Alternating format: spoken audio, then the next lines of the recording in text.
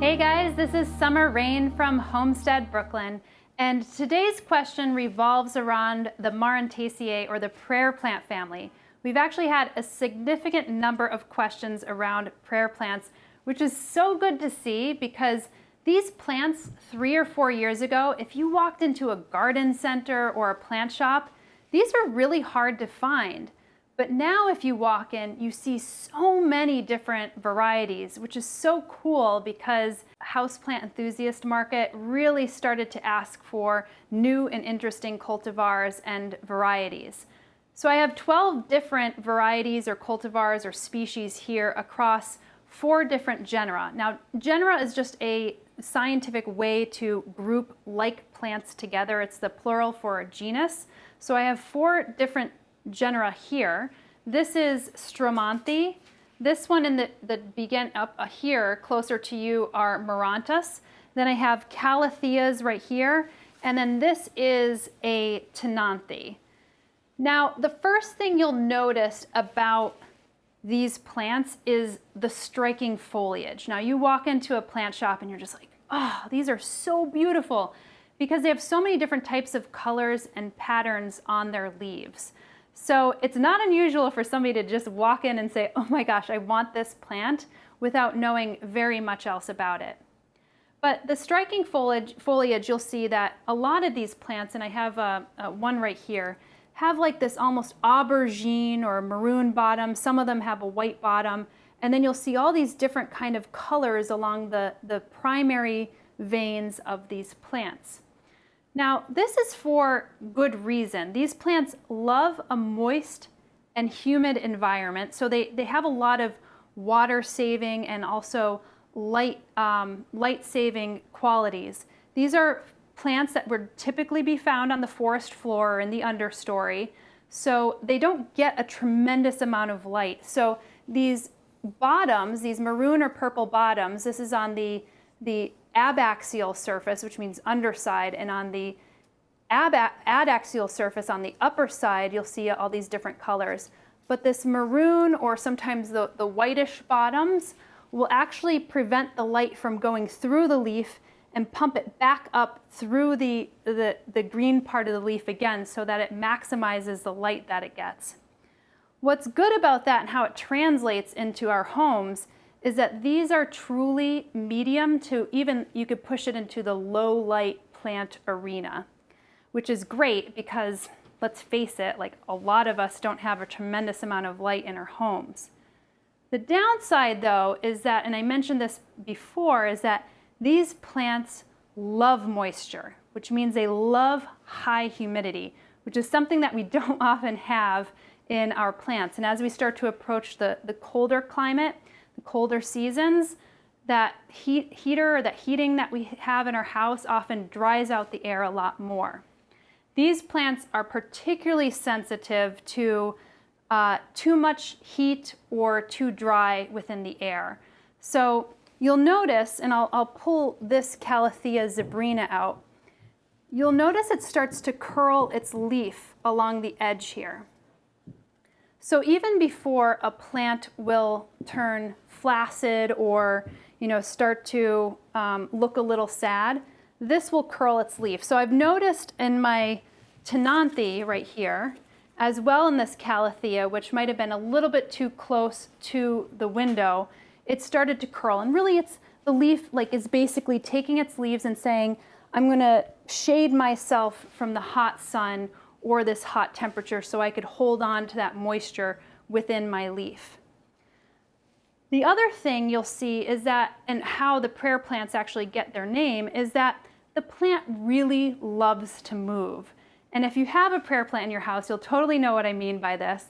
But in the daytime, it'll actually put its leaves down, similar to this. And then in the evening, if you've ever watched a time lapse, it'll start to fold its leaves up as if it's in prayer. And again, another great water-saving technology that these leaves have developed themselves. Now, these plants are typically found in Central or South America, and I'd mentioned this before, but on the forest floor. And they love this kind of high humidity, medium light. Their soil likes to stay pretty moist. And I have a whole section that I've done, another Plant One on Me, on watering hacks in the home. So if you haven't seen that one, definitely tune in, because I talk about hydro spikes and humidity mats and ways to kind of beef up the humidity within your area. And these are plants that definitely thrive in that kind of environment. The soil, you'll want it to be able to hold on to some water, but also still drain, because these plants will, even though they like to be moist, they will have root rot if you have it sitting in too much water. And also, these plants are quite sensitive, not just to a lack of humidity, but the type of water that you give it.